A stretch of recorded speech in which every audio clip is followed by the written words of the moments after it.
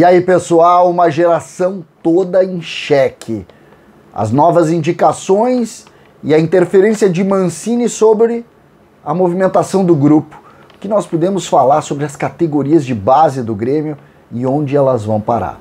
César Cidade Dias falando de Grêmio aqui no YouTube, papo de gremista para gremista. Mas não esqueça, Ativo está neste canal, isso mesmo, o Ativo é patrocinador deste espaço. Aqui na descrição desse vídeo você tem tudo sobre o Ativo. Entre ali, fale com o pessoal pelo WhatsApp e não se arrependa, Ativo vai melhorar a sua vida a dois. Gente, a luta e a divisão do vestiário. Denis Abraão, em determinado momento, fez a seguinte frase: eu encontrei aqui um vestiário dividido entre meninos e cascudos. Vocês vão lembrar dessa entrevista, quando já definida a segunda divisão, logo após a divisão, quando ele falou que não tinha gestão, mas ali ele confrontou a base com os cascudos. E o que a gente está vendo mais uma vez através dos primeiros reforços e o modelo que o Grêmio está desenvolvendo? Por quê? Porque o Grêmio tem uma geração inteira hoje que está sendo colocada, em tese, um grande ponto de interrogação neste trabalho. Vocês se deram conta da quantidade de jogadores que surgiram, que foram emprestados, que estão voltando, que estão sob desconfiança total. Também é preciso relatar, e eu vou falar nesse vídeo sobre isso, o tamanho da força financeira que as categorias de base representaram nos últimos anos, com o Arthur, com o Jailson, com o Luan, com o TT, com o Diego Rosa, e também de um mundo de jogadores das categorias de base que surfaram a onda dos grandes jogadores formados pelo Grêmio, que tem Everton também. E o que a gente pode dizer, por exemplo, dessa de Juan, de Matheus Henrique, do próprio Jean-Pierre? O que aconteceu com o Grêmio que em determinado momento perdeu a sua rotina natural de utilização e passou primeiro a perder esses jogadores, depois a diminuir a confiança das categorias de base.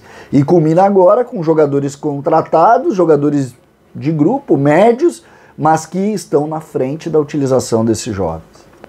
E essa é uma relação que a gente precisa discutir sempre. Vou colocar para vocês, por exemplo, jogadores que retornam. O que dizer, por exemplo, de Felipe Mejolaro? O Grêmio que contratou Júlio César, Vanderlei, o próprio Paulo Vitor. Felipe Mejolaro foi para os Estados Unidos, está de volta, mas já sabe que não fica. O que falar, por exemplo, de Felipe Albuquerque, que vai ser testado no Campeonato Gaúcho, junto com o time de transição? Felipe Albuquerque é o que exatamente? Felipe Albuquerque é um lateral pior do que Vitor Ferraz, que ficou aqui durante bastante tempo e custou caro para os cofres do Grêmio?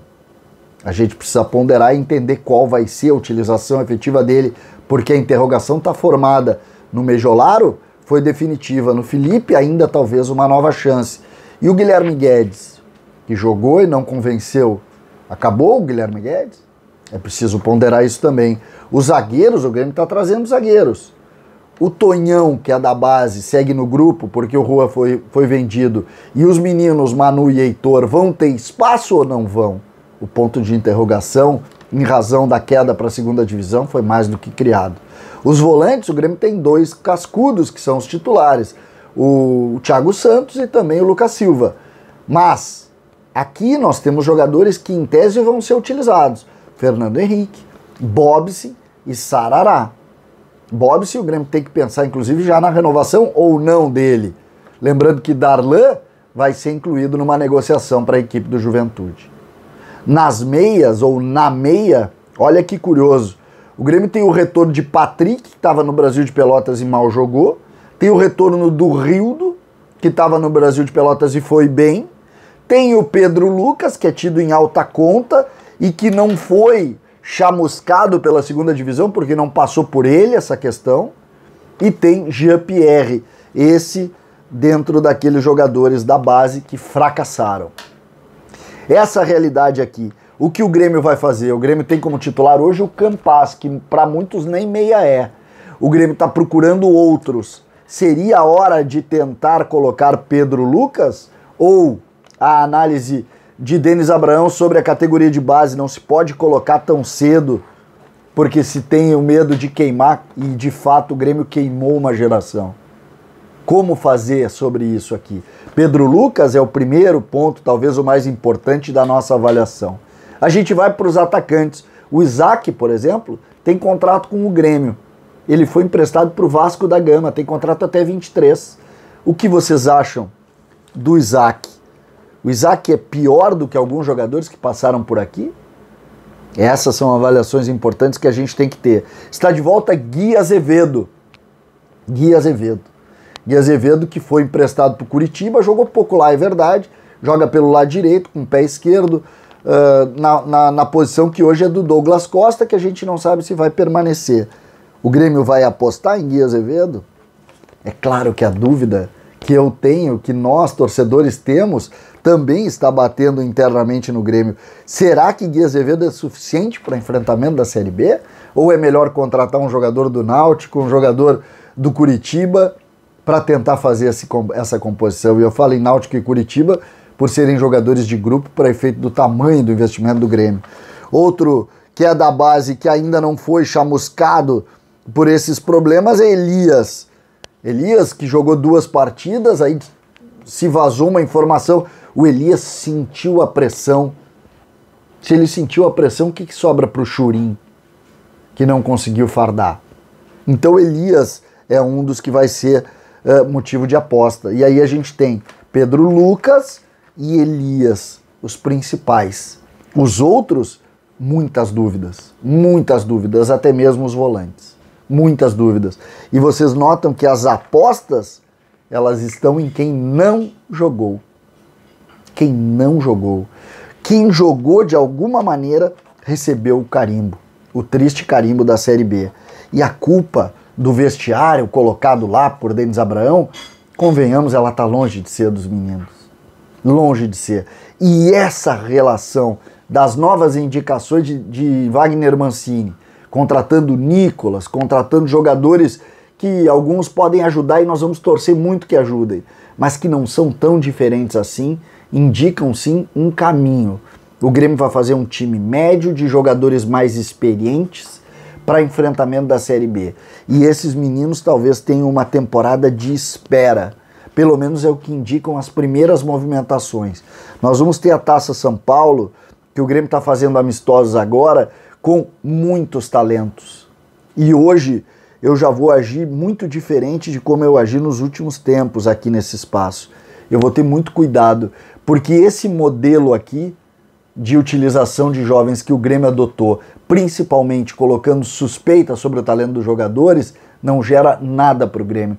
Então tu subir, por exemplo, um meninozinho ou o Cauã Kelvin lá do time que vai jogar a Taça São Paulo, é muito perigoso para um ambiente que gosta de criticar os meninos e que preserva os veteranos, os cascudos e principalmente os indicados por eles. Isso faz com que a gente tenha muito cuidado e muita restrição ao analisar. Eu tenho criticado a posição, sobretudo a partir do momento em que se criou essa ideia jovens e meninos, jovens e cascudos. Isso foi criado há bastante tempo e a gente viu muitos jovens entrarem, não deu certo, sai. E cascudos ficarem testando aí horas e horas e horas e horas e o Grêmio afundando dentro do campo. Essa é a nossa realidade e a gente tem que ter cuidado com isso. A nossa experiência nos últimos tempos indica isso. Os jogadores são talentosos, acabam jogando fora. Por exemplo, o Ricardinho está jogando lá em Portugal e está fazendo muito mais do que o Churin fez aqui. O Ricardinho foi liberado, o Churin não. Então essas posições é que me obrigam a ter muito cuidado na avaliação dessas coisas. Outra situação que a gente tem, que aí é o ponto negativo, alguns jogadores da base entraram numa linha de ídolos muito antes de virarem jogadores. E a gente pode citar aí essa geração de 4 nomes, entre PP, Jean-Pierre, Matheus Henrique e o próprio Juan, que viraram craques antes de serem. Eu coloco o PP como o único que deu certo nesse, eu nem boto o Matheus Henrique tanto nessa linha, e os outros, para mim, fracassaram, foram menores do que a gente imaginou, e isso faz com que essa narrativa contra os meninos da base ganhe mais força. ganhe mais força. O fato de um ou outro fracassar impõe ainda mais força na narrativa contra a utilização de jogadores produzidos em casa. O Grêmio está diminuindo a estrutura das categorias de base, talvez até por essa narrativa. Até por essa narrativa. E isso me preocupa não agora. Isso a gente vai ver ali no futuro. Aqui a gente não consegue ver ainda, porque o Grêmio tem, nesse time que vai jogar a Taça São Paulo, o Grêmio tem, e eu não vou me cansar de falar sobre isso, o Grêmio tem Cuiabano, o Grêmio tem Ronald, o Grêmio tem Zinho, o Grêmio já tem Iago, já tem Cauã Kelvin, que são meninos ainda, tem 16 para 17 anos. O Zinho, o Ronald e o Cuiabano são um pouquinho mais velhos, um ano mais velho. Mas esses meninos são o futuro do Grêmio. E eu vou morrer abraçado neles. Eu vou brigar por eles até o último dia. Porque essa narrativa de que cascudos, jogadores de 24, 25 anos que vêm aqui indicados, que ganham 4, 5, 6, 7 vezes o que ganham os meninos, essa eu não vou conseguir engolir nunca. Para mim é só ter planejamento e organização na hora de colocar esses meninos para jogar. Mas eles são o futuro do Grêmio. O Grêmio é o que é hoje financeiramente graças a esses meninos. Financeiramente. Se o Grêmio teve fracasso dentro do campo, não coloquem neles a culpa. Coloquem quem tem que colocar. E às vezes parece que o Grêmio não quer fazer isso. César, Cidade Dias falando de Grêmio aqui no YouTube.